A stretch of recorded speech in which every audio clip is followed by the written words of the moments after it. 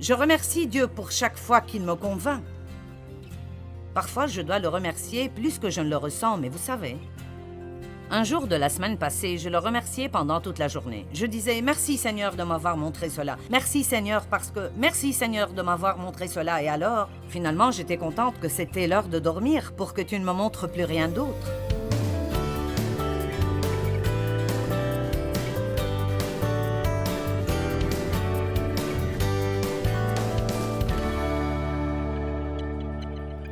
Car c'est par la grâce que vous êtes sauvés, par la foi. C'est le don de Dieu, ce n'est point par les œuvres, afin que personne ne se glorifie. Par la grâce, par la foi. Tout ce que nous recevons de Dieu vient à nous de la même façon, par la grâce, par la foi. Notre foi en Dieu, ou notre foi en ses promesses, n'est pas ce qui nous achète la bénédiction de Dieu, c'est juste la main qui la reçoit. C'est la grâce de Dieu, et sa grâce seule, qui nous donne sa bonté dans notre vie. Nul ne pourra jamais être assez bon pour mériter quoi que ce soit que Dieu fait pour nous. Et cela n'a pas besoin de nous faire ressentir la condamnation. Ça doit nous rendre émerveillés devant la bonté de Dieu. Donc, par la grâce, par la foi. Vous dites, j'aurais aimé avoir de la foi. Eh bien, la vérité est qu'une mesure de foi a été donnée à chacun. Romains chapitre 12. Tout homme, toute femme, tout garçon et toute fille a la foi. Vous avez la foi. Vous avez assez de foi pour faire tout ce que vous êtes supposé faire dans la vie à tout moment donné. Dites, j'ai la foi. Maintenant, votre foi paraît être faible parce que peut-être que vous ne l'avez pas beaucoup utilisée. Ou peut-être que vous utilisez seulement votre foi dans certains domaines. Pendant longtemps, la foi que j'avais en Dieu, je l'exerçais seulement quand il s'agit d'obtenir le pardon pour mes péchés et d'espérer que j'irai au ciel. Je ne savais pas que je pouvais utiliser ma foi dans d'autres aspects de ma vie. Vous ne possédez pas parce que vous ne demandez pas. Si vous demandez dans la foi, vous recevrez. Et laissez-moi juste vous dire maintenant que vous pouvez demander à Dieu n'importe quoi et toute chose. Vous ne pouvez pas demander trop de Dieu. Vous dites, eh bien, et si je demande la mauvaise chose? Eh bien, vous ne la recevrez pas. Donc, vous savez, nous ne devons pas avoir peur. Eh bien, et si je ne devrais pas demander ceci à Dieu? Eh bien, il ne vous le donnera pas. Il y a certaines choses dont la Bible nous dit qu'il ne faut pas les demander, mais il y a plusieurs régions dans la vie qui sont juste uniques et particulières à notre propre vie. La Bible ne vous dit pas qui épouser ni quand acheter une nouvelle voiture, mais elle donne la sagesse. Et si nous suivons la direction du Saint-Esprit, nous suivons la sagesse, et nous comptons sur Dieu pour nous aider, nous pouvons commencer à avoir des vies absolument incroyables. Je ne savais pas que je pouvais utiliser ma foi pour dépasser mon passé. Je pensais que j'étais coincée avec... Eh bien, j'ai été une victime d'abus. Eh bien, je ne m'appellerai jamais une victime d'abus maintenant. Jamais. Vous ne pourrez jamais me faire dire que je suis une victime d'abus parce que je ne suis pas une victime d'abus. Je suis une nouvelle création en Christ et je marche dans la victoire. Et quoi qu'il vous soit arrivé, je veux vous encourager. Débarrassez-vous de toute mentalité de victimisation que vous puissiez avoir. Nous ne pouvons pas toujours être des victimes et être de nouvelles créations en Christ. Alors, vous avez de la foi. Ce que nous avons fait dans ce ministère, nous l'avons fait par la foi. Vous n'avez vraiment aucune idée, dans le naturel, combien je ne suis pas qualifiée pour faire ceci. C'est vraiment presque hystériquement, ridiculement, drôle. Et pour cette raison, je sais que c'est Dieu. C'est pour cela que dans 1 Corinthiens 1, il est écrit que Dieu a choisi les choses folles du monde pour confondre les sages. Il veut que le monde regarde et dise « Ce n'est pas possible. Pas possible. Ce n'est pas possible que tu puisses faire ça. » Et puis il veut que le monde regarde comment ça arrive à travers vous. Amen.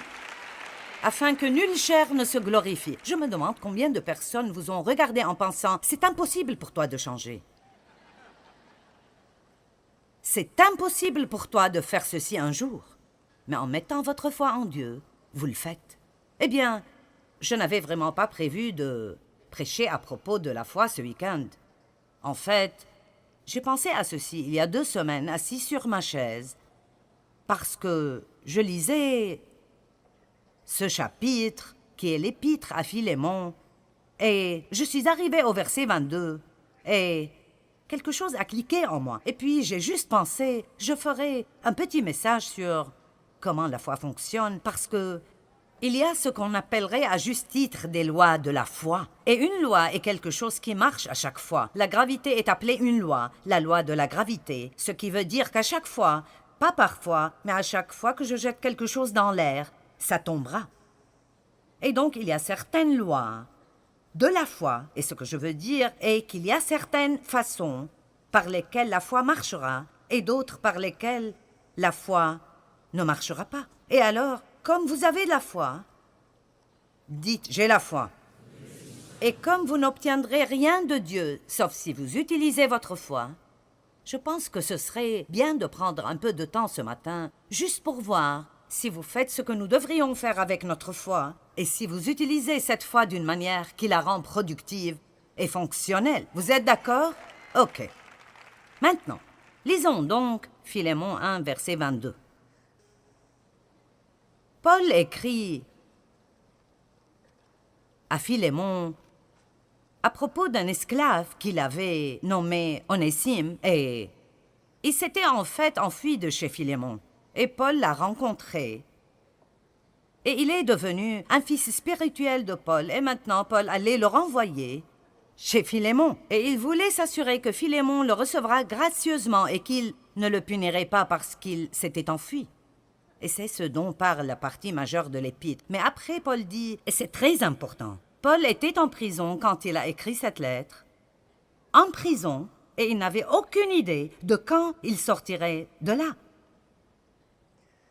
Mais il écrit à Philémon, et dans le verset 22, il dit « En même temps, prépare-moi un logement, dans l'attente de m'accueillir hospitalièrement, car j'espère, grâce à vos prières, vous être rendu ou recevoir la grâce de venir. » Nous voyons quelque chose de très important ici. D'abord, il dit « J'ai la foi que si vous priez pour moi, je sortirai d'ici et je pourrai venir vous visiter. » Donc, il avait la foi en la puissance de la prière et il croyait que, quand il prie ou si d'autres prient pour lui, cela ouvrira les portes pour qu'il soit libéré de la prison. Ne priez pas si vous n'allez pas prier dans la foi. Quand vous priez, ayez une foi simple comme les enfants pour que Dieu vous entende, mais aussi pour que Dieu vous donne soit ce que vous demandez, ou si vous demandez la mauvaise chose, il vous donnera quelque chose de mieux. Amen. Puis il dit, « Prépare-moi un logement en attendant ma visite. » Maintenant, je veux vous parler du pouvoir de l'attente. Parce que la foi devrait avoir une attente active et agressive qui va avec. Paul a dit « Priez pour moi. Je crois que je sortirai d'ici et je viendrai vous visiter. Alors commencez à me préparer une chambre. » Est-ce que quelqu'un voit ceci? Tu peux déjà commencer à me préparer une chambre parce qu'il était si certain qu'il allait pouvoir venir. Nous appelons les femmes enceintes des mamans en attente parce que nous savons ce que c'est que d'être enceinte. Eh bien, quand vous portez un désir, quand vous portez un but pour votre vie, ou quand vous portez un rêve d'être libre de tout lien, ou vous portez un rêve de faire quelque chose de grand pour Dieu, ou quoi que ce soit, mettre de l'ordre chez vous, ou voir votre mariage guérir, ou quoi que ce soit, ça doit être quelque chose que vous portez, mais vous devez vous y attendre. Amen? Vous y attendre. Beaucoup de personnes n'attendent rien. Alors ils n'obtiennent rien. Beaucoup de personnes sont comme « nous attendrons de voir ce qui arrivera ». Ne vivez jamais avec une attitude comme « eh bien, nous attendrons de voir ce qui arrivera ». On ne sait jamais ce que Dieu fera. Vous ne pouvez pas vous attendre à trop. Dans Ésaïe chapitre 30, verset 18, c'est un verset magnifique que j'ai découvert il y a plusieurs années. Et essentiellement, la Bible dit dans Ésaïe 30, 18, « L'Éternel attend le moment de vous faire grâce et il se lèvera pour vous manifester sa compassion. » Cela signifie que Dieu attend une opportunité d'être bon envers vous. Voyez-vous cela?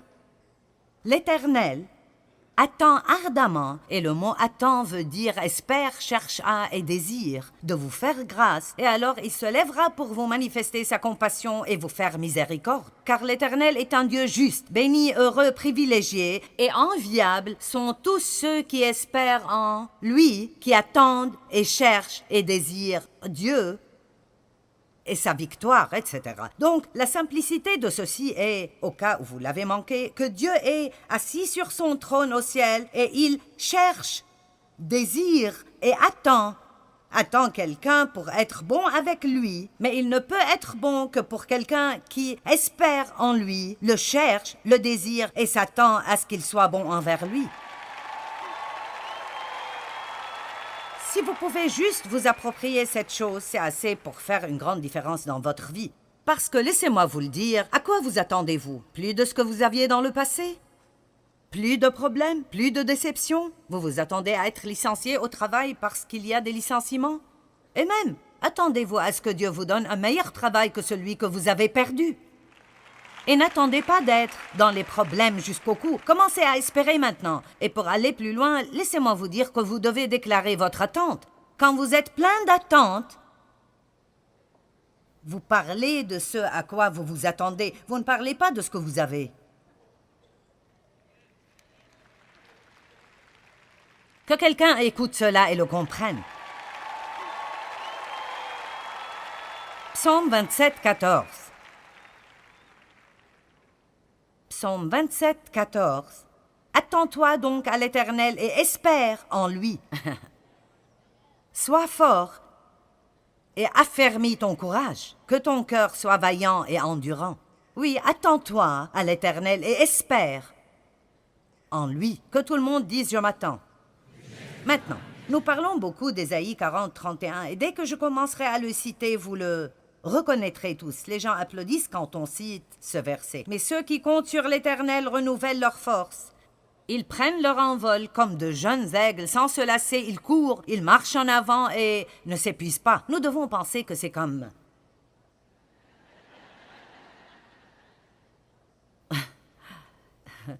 Mais si vous le lisez et vous étudiez ce mot « attend » dans la langue originale, ou si vous le voyez dans la Bible amplifiée qui amplifie un peu de la langue originale, il dit que ceux qui attendent, cherchent, désirent et espèrent le Seigneur. Alors, comme vous attendez Dieu, vous ne faites peut-être rien physiquement parce que vous avez peut-être une situation dans votre vie que franchement, vous ne pouvez rien y changer. Et nous disons, tu as juste besoin d'attendre le Seigneur. Mais cette attente, même si vous n'êtes pas actif dans vos actions pour résoudre votre problème, vous êtes très actif spirituellement. Ne soyez jamais passif spirituellement. Restez très actif spirituellement dans votre attente. Seigneur, j'attends une percée. Peut-être qu'aujourd'hui est le jour. Vous pouvez même utiliser votre imagination, et je n'essaie pas d'être farfelu et de me perdre dans une sorte de manipulation mentale, mais nous avons une imagination. Pourquoi devons-nous l'utiliser? Sommes-nous supposés l'utiliser simplement pour nous souvenir de toutes les choses bêtes qui nous sont arrivées dans nos vies? Pourquoi ne puis-je pas juste fermer les yeux et dire « Seigneur, je vais juste rêver de quelque chose de grand pendant 1 minute et j'imaginerai comment sera ma vie quand ma percée viendra parce que je sais qu'elle arrive ?»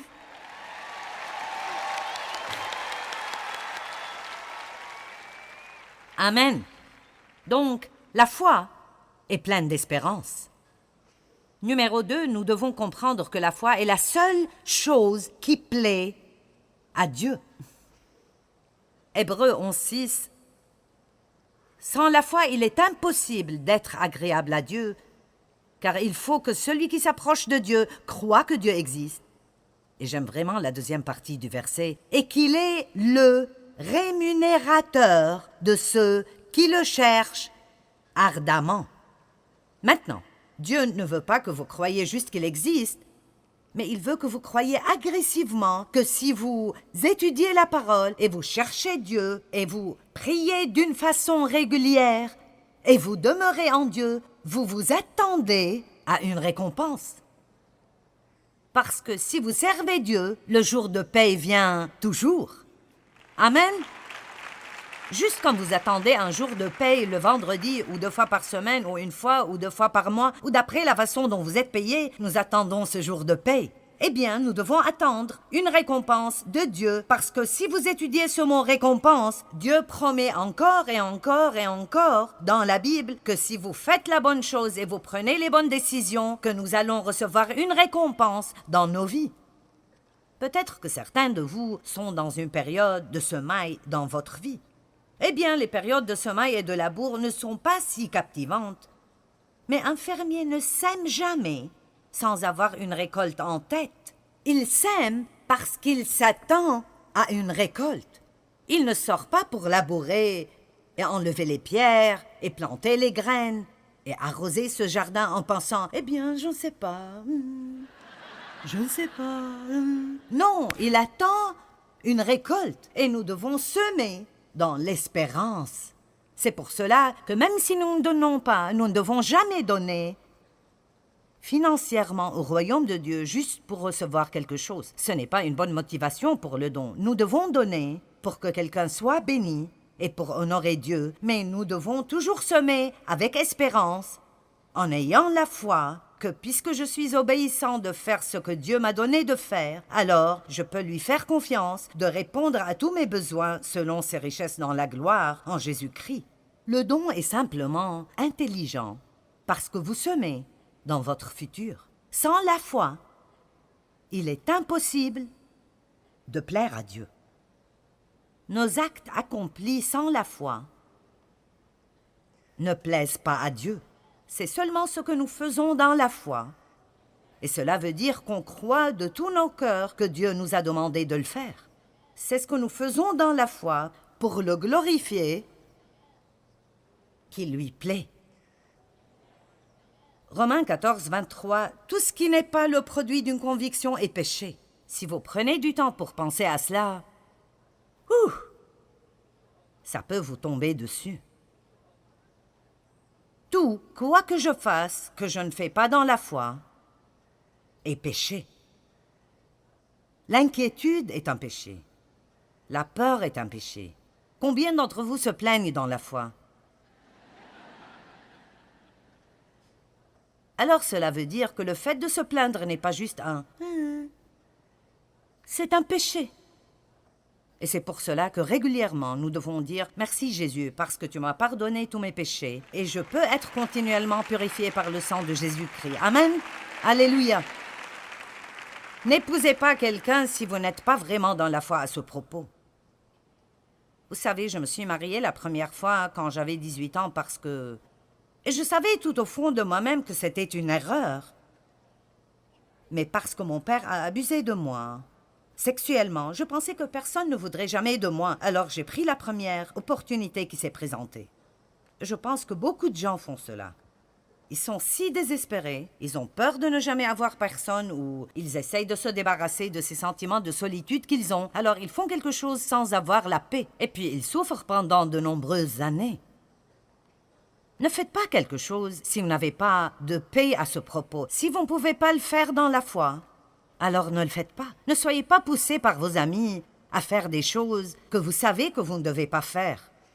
Si vous n'avez pas de paix quand il s'agit de voir un certain film, même si tout le monde y va, vous ne devez pas le faire si vous ne pouvez pas y aller par la foi. Allez. Eh bien, vous êtes plutôt calme après ceci.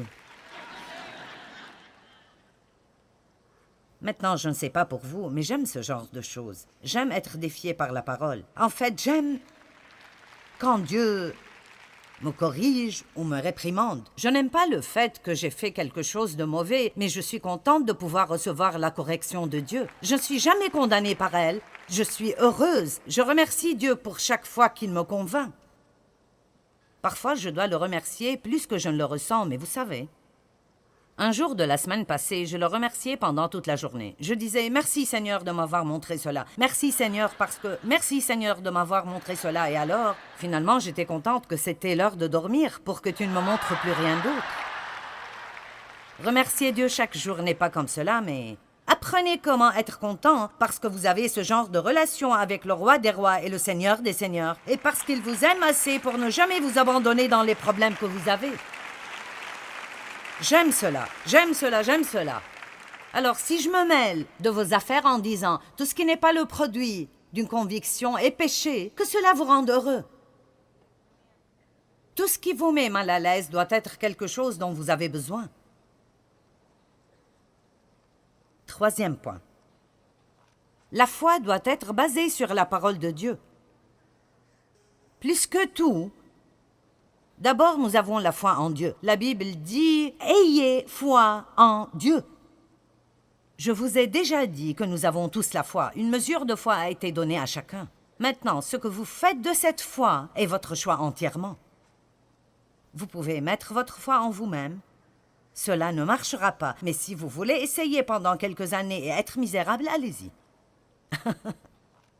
Vous pouvez mettre toute votre foi en des personnes. Et je ne dis pas que nous ne devrions pas faire confiance aux gens, mais je peux vous dire que les gens vous décevront. Nous n'avons pas la capacité de ne pas nous décevoir l'un l'autre car nous ne sommes pas parfaits. Alors, ne donnez pas aux gens la confiance qui appartient seulement à Dieu. Vous pouvez faire confiance à certains, mais n'allez pas trop loin parce qu'au moment où vous regardez quelqu'un et vous pensez « tu ne me feras jamais de mal », maintenant vous avez des problèmes. Ne mettez pas votre foi en le système du monde. Soyez sûr de dépendre de Dieu. Dépendez de Dieu. Notre pays est grand parce que les hommes et les femmes qui sont venus ici dépendaient de Dieu. Et dans notre nation, nous devons retourner à dépendre de Dieu. La politique sans Dieu est une chose dangereuse. La foi doit être bien basée. Tout d'abord, vous mettez votre foi en Dieu. Vous avez peut-être un bon travail et il vous paye bien, mais si j'étais vous, je ne dépendrais pas juste de ce travail pour prendre soin de moi. Dépendez de Dieu. Et si vous avez besoin de plus d'argent, mais vous n'obtenez pas cette augmentation, ne vous énervez pas, mettez votre dépendance en Dieu. Souvent, nous comptons sur la mauvaise source pour qu'elle prenne soin de nous et nous devons toujours regarder vers Dieu. Et si vous allez vers Dieu et Dieu veut que la compagnie vous donne une augmentation, il s'en occupera. Mais s'il veut vous donner d'une autre façon, maintenant parce que vous avez mis votre foi en lui, vous avez ouvert cette grande porte de plusieurs opportunités pour que Dieu vous bénisse. Est-ce que vous m'entendez? Et certains se tournent vers juste une source. Vous vous tournez vers votre travail. Mais cela est faux. Vous devez vous tourner vers Dieu. Dieu, même si les autres ne me donnent pas, si tu décides de me donner quelque chose, alors je l'aurai. Est-ce que vous m'entendez? Je dirai cela de nouveau. Vous devez dire à Dieu, je me fiche de ce que d'autres ne me donnent pas. Si tu veux que j'aie quelque chose, aucun démon en enfer et aucune personne sur terre ne m'arrêtera de l'obtenir. Amen. Alors la foi doit être basée tout d'abord sur Dieu, la foi en Dieu. Ayez la foi en Dieu et puis apprenez la parole de Dieu assez bien pour connaître les promesses de Dieu, pour mettre votre foi en les promesses de Dieu. Maintenant, je ne pense pas que vous ne pouvez pas prier pour quelque chose si vous ne pouvez pas trouver de versets correspondants, mais je pense que c'est sage de remplir autant que possible vos prières de la parole de Dieu. Priez la parole. Priez la parole à Dieu. Rappelez Dieu.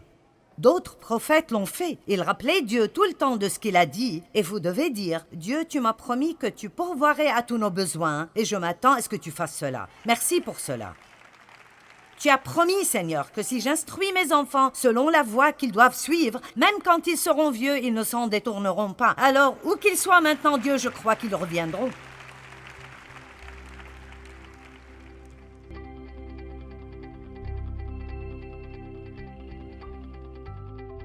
Eh bien, la Bible dit que Dieu a donné à chacun une mesure de foi. Et vous savez, plus nous utilisons cette foi, plus elle grandira. Et aussi, nous avons sa grâce qui nous aide. À chaque fois que nous agissons dans la foi, sa grâce, sa puissance et sa capacité viennent à nous pour nous aider à être efficaces dans tout domaine de notre vie. Vous savez, je pense que nous avons besoin d'apprendre autant que nous le pouvons à propos de la grâce parce que la grâce est phénoménalement incroyable. La grâce est la puissance de Dieu qui vient à nous gratuitement et nous rend capables de faire ce que nous avons besoin de faire dans la vie sans aucune lutte, fatigue ou effort de notre côté. La grâce est ce qui nous sauve. La grâce nous pardonne. La grâce nous offre la miséricorde. La grâce est vraiment incroyable.